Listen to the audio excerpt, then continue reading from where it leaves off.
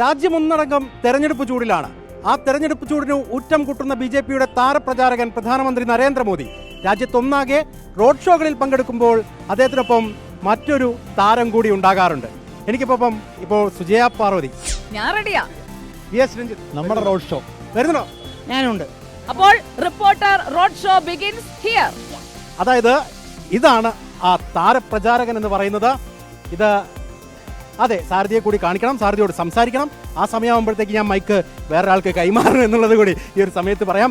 അപ്പം നമുക്ക് നോക്കാല്ലേ എന്താണ് ഈ വണ്ടിയുടെ ഒരു പ്രത്യേകത. ഇതാണ് Bhavin Yagnik.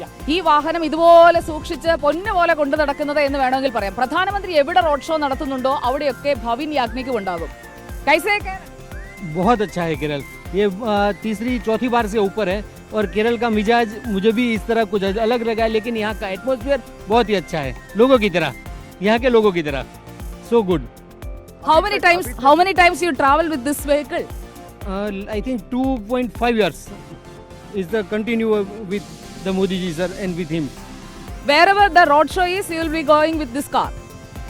Now we are going to Salem and continue with all over India. 2.5 വർഷമായിട്ട് ഈ വണ്ടി, അതായത് ഈ റോഡ് ഷോ വണ്ടി, അഭി തക് 65. 2.5 വർഷം, 65 റാലി. നരേന്ദ്രമോദി എവിടെയുണ്ടോ അവിടെ. വണ്ടിയിൽ നമുക്കൊന്ന് കയറിയാലോ? പറ്റുമോ? ചൂട് എങ്ങനെയുണ്ടെന്ന് ചോദിക്കണം. പാലക്കാട്ടെ ചൂട് എങ്ങനെയുണ്ടെന്ന് ചോദിക്കണം. गर्मी हमारे नॉर्थ से तो बहुत ज्यादा गर्मी है, लेकिन यहाँ का उत्साह देख के ऐसा लगता है कि गर्मी छूमंतर हो जाएगी इस बार. ऐसे इलेक्शन गर्मी तो मैं नहीं बोल सकता, वो तो मेरा काम नहीं है, लेकिन यहाँ के लोगों का उत्साह देख के ऐसा लग रहा है कि बीजेपी इस बार केरल जीत के ही रहेगी. 100% sure, we are confident. Proof गाड़ी है? No, it's not bullet proof, because वो तो खड़े रहते हैं, उनको रोड शो लोगों के नजदीक जाने के लिए उनको चाहिए, तो वो ओपन कार में आते हैं, लोगों के नजदीक जाते हैं और उनके साथ वो बातें भी करते हैं. Safety measures in this vehicle? No, SPG commander was every time with his, though we don't have any extra specified in the car. Shall we get in for a reporter road show? Yeah, of course. You can go to upside. Thank you. അപ്പോൾ അനുമതി കിട്ടി. ഞാനിപ്പോൾ നിൽക്കുന്നതാണ് മോദി എന്ന സ്ഥലം. ഇതാണ് നരേന്ദ്രമോദി. സാക്ഷാൽ നരേന്ദ്രമോദി നിന്ന സ്ഥലത്താണ് നമ്മുടെ ഇക്ബാൽ ജി ഇപ്പോൾ നിൽക്കുന്നത്. എങ്ങനെ തോന്നുന്നു ഇക്ബാൽ ജി? ഈ ചൂടത്ത് ഇവിടെ നിന്ന് സഞ്ചരിച്ച് ഇത്രയും പ്രവർത്തകർക്കിടയിലൂടെ അഭിവാദ്യം ചെയ്തു പോകാന്ന് പറഞ്ഞാൽ ചെറിയ ഇതുപോലെ, പക്ഷേ ആവശ്യം നരേന്ദ്രമോദി ഫാൻ ആണെന്ന് തോന്നുന്നു അല്ലേ?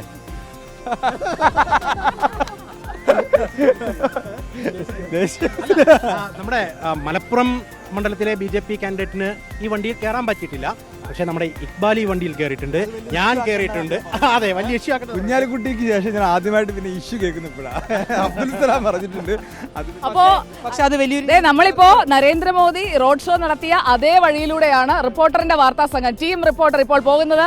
നമ്മുടെ ദീപക് മലയമ്മ കയ്യൊക്കെ വീശി കാണിക്കുന്നുണ്ട്. ഭാവിയിലെ ഒരു രാഷ്ട്രീയ നേതാവിനെയാണോ ഞങ്ങൾ ഈ കാണുന്നത്? പറയാൻ പറ്റില്ലല്ലോ. ഏതായാലും പാലക്കാട് റോഡ് ഷോ ബി.ജെ.പി ഉദ്ദേശിച്ച പോലെ തന്നെ 50,000 കളറായിരുന്നു. അത് ഈ വാഹനത്തിൽ അദ്ദേഹം പോകുന്നതിന്റെ ഒരു ഗ്ലാമർ ഉണ്ട്. ഈ രണ്ടു ഭാഗത്തും പുഷ്പവൃഷ്ടി. പക്ഷെ നല്ല ചൂടാണ് കേട്ടോ. ഈ ചൂട് എങ്ങനെ മോദിജി സഹിച്ചു എന്നുള്ളതാണ്. ഈ ചൂടിൽ എടുത്തു പറയുന്ന ഒരു കാര്യം, തിരക്കിന്റെ കാര്യം. സുൽത്താൻപേട്ട സിഗ്നൽ കഴിഞ്ഞ് പിന്നീട് ഈ റോഡ് ഷോ അവസാനിക്കുന്ന ഹെഡ് പോസ്റ്റ് ഓഫീസ് പരിസരം വരെ നമുക്കൊന്നും അങ്ങോട്ട് കടക്കാൻ കഴിയാത്ത രീതിയിലാണ് ആളുകൾ എത്തിയത്. ഞാൻ ശങ്കുട്ടിദാസിനെ കണ്ടിരുന്നു. ശങ്കുട്ടിദാസ് പറഞ്ഞത് പാലക്കാട് നിന്ന് മാത്രം 50,000 പ്രവർത്തകർ, മലപ്പുറത്ത് നിന്നും പൊന്നാനിയിൽ നിന്നും പ്രവർത്തകർ എത്തിയിട്ടുണ്ട്. അതുകൊണ്ടാണ് വലിയ രീതിയിലൊരു തിരക്ക് അനുഭവപ്പെട്ടത്. മിഷൻ തെക്കേ ഇന്ത്യ, മിഷൻ സൗത്ത് ഇന്ത്യ ബി.ജെ.പിക്ക് ഉണ്ട്. 130 സീറ്റാണ് എനിക്ക് തോന്നുന്നു ദക്ഷിണേന്ത്യയിലുള്ളത്. കഴിഞ്ഞ തവണ കിട്ടിയത് 29 എണ്ണം.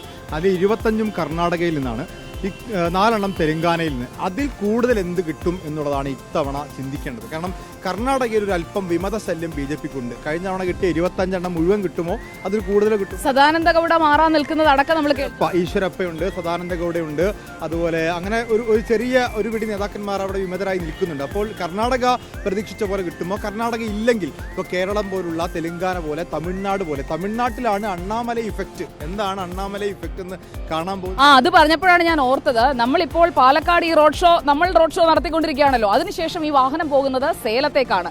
സേലത്തേക്ക് ഈ വാഹനം എത്തി അതിൽ കയറിയാണ് നരേന്ദ്രമോദി അടുത്ത റോഡ് ഷോ നടത്താൻ പോകുന്നത്. അപ്പോ നരേന്ദ്രമോദിക്ക് ശേഷം ഈ വാഹനത്തിൽ കയറി റോഡ് ഷോ നടത്തിയത് ആരാണെന്ന് ചോദിച്ചാൽ റിപ്പോർട്ടർ ടിവിയുടെ സംഘം തന്നെ. എനിക്ക് ഒരു കാര്യം പറയാനുള്ളത്, ആത്മവിശ്വാസം വെറുതെ ആവില്ല എന്ന് തോന്നുന്നു. ബി ജെ പിയുടെ കാരണം ദക്ഷിണേന്ത്യയിൽ നിന്ന് ഈ വാഹനത്തിൽ കയറിയ നമ്മുടെ ആത്മവിശ്വാസം കണ്ടിട്ടാണ്. അതുകൊണ്ട് മാത്രമല്ല ഇന്നത്തെ ഈ റോഡ് ഷോയിൽ നിന്ന് വന്നൊരു ആത്മവിശ്വാസമാണ്. ഈ ബി ജെ പി പ്രവർത്തകർക്ക് ഒരു ആത്മവിശ്വാസമുണ്ട്. അതായത് നരേന്ദ്രമോദി ഒന്നും കാണാതെ പറയില്ല എന്നൊരു പൊതുജനങ്ങളെ കുറിച്ചല്ല, മാധ്യമങ്ങളുടെ വിലയിരുത്തൽ അങ്ങനെ ആയിരിക്കില്ല. പക്ഷെ ബി ജെ പിയുടെ അണികളെ സംബന്ധിച്ചിടത്തോളം മോദി ഒന്നും കാണാതെ പറയും, ചെയ്യുന്നത് പറയും, പറയുന്നത് ചെയ്യും എന്നൊരു നറേറ്റീവിലേക്ക് കാര്യങ്ങൾ എത്തുകയാണെങ്കിൽ കെ മുരളീധരൻ ഒരു ഇന്റർവ്യൂവിൽ പറയുന്നുണ്ട്, മോദി അങ്ങനെ വെറുതെ ഒന്നും പറയില്ല. ത്രിപുര പിടിക്കുമെന്ന് പറഞ്ഞു, ത്രിപുര പിടിച്ചു. ബംഗാളിൽ സജീവമാവുമെന്ന് പറഞ്ഞു, ബംഗാളിൽ നല്ല സീറ്റുകൾ നേടി. അപ്പോൾ കേരളം പിടിക്കും എന്ന് മോദി പറഞ്ഞിട്ടുണ്ട്. ഇത്തവണ 2 അക്കം എന്ന് പറഞ്ഞു. അഭി കേരൾ ബാക്കി ഹേ. അതെ, പിക്ചർ അബീബി ബാക്കിയേ. സീറ്റ് പിടിച്ചില്ലെങ്കിൽ പോലും വോട്ട് ഷെയർ അത് 2019 കണ്ടതിനേക്കാൾ കൂടുതലായിരിക്കും ബി ജെ പിയുടേത്. 2021 വോട്ട് ഷെയർ കുറയാ ചെയ്തത്, അത് ഇത്തവണ കൂട്ടിയെടുക്കാം. അപ്പോൾ നമുക്ക് 2024 എന്താകുമെന്നുള്ളത് കണ്ടറിയാം. പാലക്കാട്ടെ റോഡ് ഷോ അവസാനിപ്പിച്ച് തൽക്കാലം നമുക്ക് ഇറങ്ങാൻ നേരമായില്ലേ? അവസാനിപ്പിച്ചില്ലെങ്കിൽ ഒരു പ്രശ്നമുണ്ട്, വീണ്ടും സേലം വരെ പോകേണ്ടി വരും. ഈ വണ്ടി നേരെ സേലത്തേക്കാണ്, നമുക്ക് നേരെ എനിക്ക് കളമശ്ശേരിയിലേക്ക് പോകണം. അതെ, എനിക്കാണെങ്കിൽ കോഴിക്കോട് പോകണം. ഓക്കെ, കോഴിക്കോട്. ഞാൻ ഈ ചുട്ടുപൊള്ളി പാലക്കാടിലുണ്ടാവും. അപ്പൊ തൽക്കാലം ടീം റിപ്പോർട്ടർ സൈനിങ് ഓഫ്.